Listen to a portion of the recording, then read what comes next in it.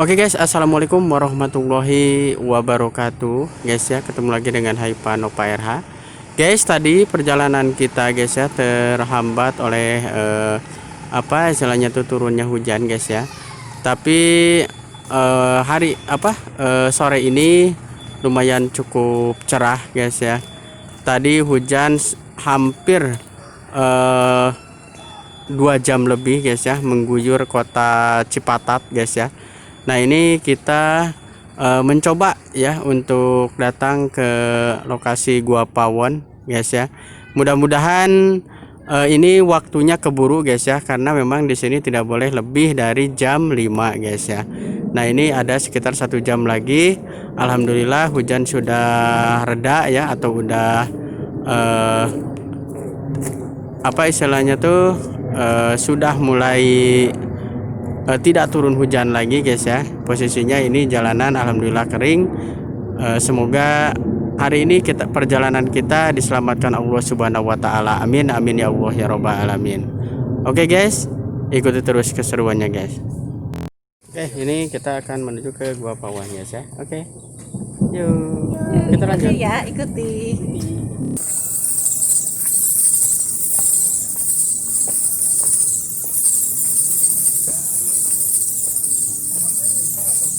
Menceritakan dua makalah, yaitu masa lautan hingga masa hunian. Seperti kita ketahui, para peneliti mengungkapkan bahwa wilayah yang ada di sekitar Bandung dengan batasan antara Jakarta sampai Indramayu itu dikenal sebagai lautan. Itu masuk di masa jutaan tahun ke belakang, yaitu zaman Tersier kala Oligosen, Oligosen akhir, Miosen tengah itu kan. Nah, cuman di sini kenapa sih dulunya laut sekarang jadi daratan? Nah, itu kisaran antara 27 sampai 30 juta tahun ke belakang, wilayah yang ada di sekitar ini mengalami adanya gempa tektonik. Ada proses geologi sama kimiawi yang akhirnya airnya surut, baru nampak terlihat adanya kasta Mandala. Jadi ini sekumpulan gamping-gamping yang ada di dasar laut, makanya terbentuklah kast atau gunung-gunung kapur. Sama Balai Arkeologi Bandung, di sini itu ada semacam kayak kerjasama, ada geoforensik, ada juga riset lingkungan Bandung KRCB itu kan. Nah, cuman di sini di awal 2003, nah, Balai Arkeologi Bandung bersama Dr. Lutfi Yondri berhasil menemukan 4 kerangka manusia, tambah 2017 3 kerangka manusia. Jadi total manusia yang sudah ditemukan ada 7 kerangka manusia. Nah, untuk jenisnya ini masuk ke ras Mongoloid Homo sapiens. Ini masuk di Mesolitikum. Jadi Gua Pawon masuk di Mesolitikum, kalau Stone Garden masuk di Neolitikum. Di sana lebih muda, sudah melaju ke zaman-zaman ritual itu kan. Iya. Nah, terus di sini juga, nah ini hasil kerjasama baik Balai Arkeologi Bandung dan Geoforensik. Nah, di sini sudah keluar kisaran umur di 2003 4 kerangka ini 7.300 sampai 9.500 tahun yang lalu. 2017, nah yang tengah masuk di 10.000, yang paling bawah target di 12.000 tahun ke belakang. Nah, jadi ini manusia ini sudah masuk di manusia modern. Nah, berhubung di sini kita cerita tentang masa ribuan tahun, berarti kalau tadi masuk laut di masa jutaan tahun, kalau ini ribuan tahun berarti setara dengan cekungan Danau Bandung Purba. Jadi dulunya itu ada danau dengan batasan dari Cicalengka sampai Raja Mandala itu kan. Nah, itulah. Nah, jadi manusia ini sebenarnya mereka itu mempunyai umur yang sangat pendek. Kalau kita 60, 70, 80, mereka nyampe di 30-an. Jadi yang menjadikan peneliti menceritakan kenapa mereka mempunyai umur yang sangat pendek. Nah, kalau istilah kita maka sekarang kan ada medis atau dokter.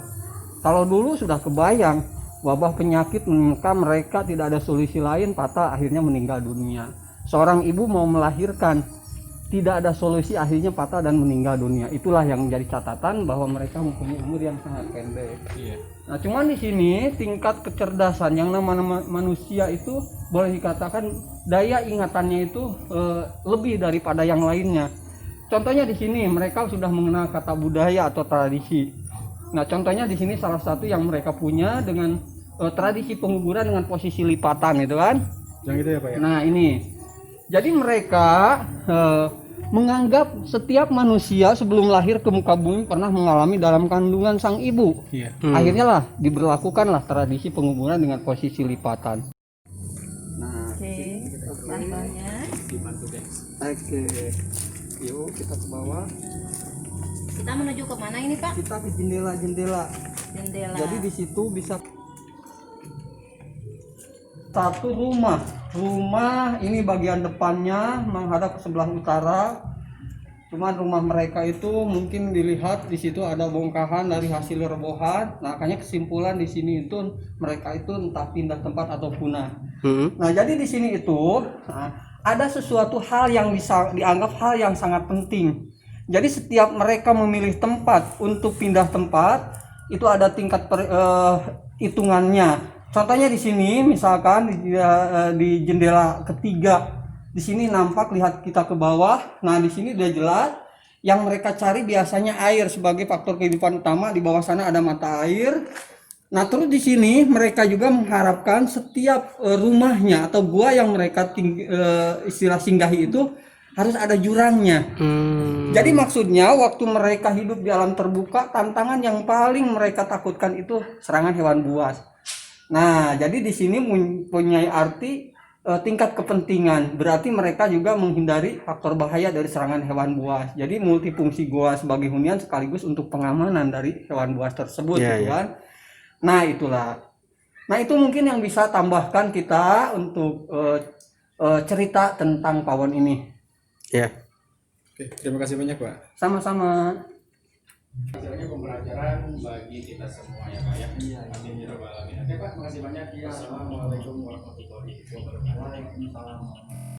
Oke guys, ketemu lagi dengan Haifa Nova RH, masih bersama Pak Hendy ya, salah seorang pemandu dari Cagar Budaya Gua Pawon. Jadi saya review ke belakang nih ya, ini kebetulan juga ada Pak Hendy, salah seorang ahli juga di sini. Intinya guys ya, jadi dulu sebelum terbentuknya Gua Pawon, ceritanya ini adalah laut Pak ya. Betul Laut ya. Laut. Nah, setelah lautnya surut ya, intinya itu surut. Nah, itu sudah terjadi pengikisan batu secara alami guys ya. Jadi yang namanya gua tersebut tadi yang kita lihat itu benar-benar sudah terjadi secara alami guys ya. Jadi setelah surut pantai ternyata ditemukanlah seperti gua seperti itu guys ya. Memang laut ini identik dengan yang namanya terumbu karang, terus juga batuan-batuan yang terbentuk secara alami gitu kan ya. Nah, ini juga ya itu udah khas yang namanya di lautan. Jadi yang namanya Gua Pawon itu tadi sudah dijelaskan sama Pak Hendy. Terus yang keduanya juga sesudah terjadi penyusutan laut itu guys ya, akhirnya dihunilah manusia prasejarah ya, atau zaman manusia purba. Nah, di situ di Gua Pawon juga ini banyak istilahnya tuh lukisan-lukisan buat kehidupan kita guys ya. Intinya ini untuk mengambil sejarah pendidikan saja. Jadi di Gua Pawon itu terdapat jendela-jendela ya, dimana memang kehidupan kita sangat identik dengan jendela ya Pak ya. Terus yang keduanya juga kenapa posisi di Gua Pawon di jendela tersebut itu harus benar-benar di dataran yang paling tinggi ya kan. Jadi kelihatannya ke bawah itu seperti ada jurang dan aliran air. Kenapa seperti itu? Tadi Pak Hendy sudah jelaskan, karena memang sama posisinya dengan kita manusia purba juga ya, istilahnya itu lebih menjaga dari segi keamanannya guys ya. Jadi mereka sudah benar-benar pandai dan pintar gitu guys ya. Nah, seperti seperti kita lah gitu, tapi mereka IQ-nya lebih tinggi Pak ya, lebih cerdas ya, lebih pintar seperti Pak Hendy bilang. Jadi seperti itu guys ya. Jadi terbentuklah Gua Pawon itu. Jadi ada jendela-jendelanya, terus juga harus minimal menghadap ke sebelah utara, terus posisinya seperti jurang, ada aliran sungai, mata air ada mata air gitu kan. Terus juga di situ juga terbentuk secara alami gua-gua kecil karena memang posisinya harus berlindung juga gitu kan dari baik binatang buas ataupun orang-orang yang tidak bertanggung jawab di masa prasejarah tersebut. Oke guys, itulah hasil percakapan kami sekaligus review saya mengenai Gua Pawon. Jadi intinya untuk para kaula muda yang sempat menyaksikan channel Hypanova RH, semoga ini menjadi sebuah ilmu pengetahuan yang baru, bisa menjadikan ajang pendidikan. Saya rekomendasikan ya bagi Anda yang ingin mengetahui sejarah-sejarah terutama ini di Gua Pawon, silahkan Anda datang ke situs Gua Pawon ya. Ini juga akan menjadi salah satu cagar budaya yang insya Allah kedepannya akan semakin ramai pengunjung dan bisa dijadikan penelitian buat anak-anak di sekolah. Itu aja harapan kami dengan Pak Hendy. Terima kasih Pak Hendy atas waktunya. Dulu ditutup Kang Nova. Ya.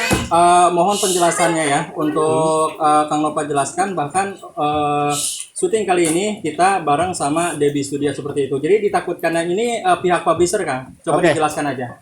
Nah ini buat publisher ya, Bapak siapa Pak? Dwi Cahya ya. Kami ini mengadakan kolaborasi ya sesuai dengan anjuran dari pihak dari pihak YouTube juga, dan kami juga sebelumnya selalu mengadakan kolaborasi. Kenapa? Karena kita selalu berada di tempat yang sama, lokasi yang sama, dengan jam yang sama. Ya, kita selalu istilahnya tuh mengadakan konten bareng ya. Jadi sekali lagi ini bukan pencurian konten, ini bukan istilahnya tuh copyright atau gitu sejenisnya. Tapi kami menyatakan di sini Hypanova RH benar-benar ini asli ya.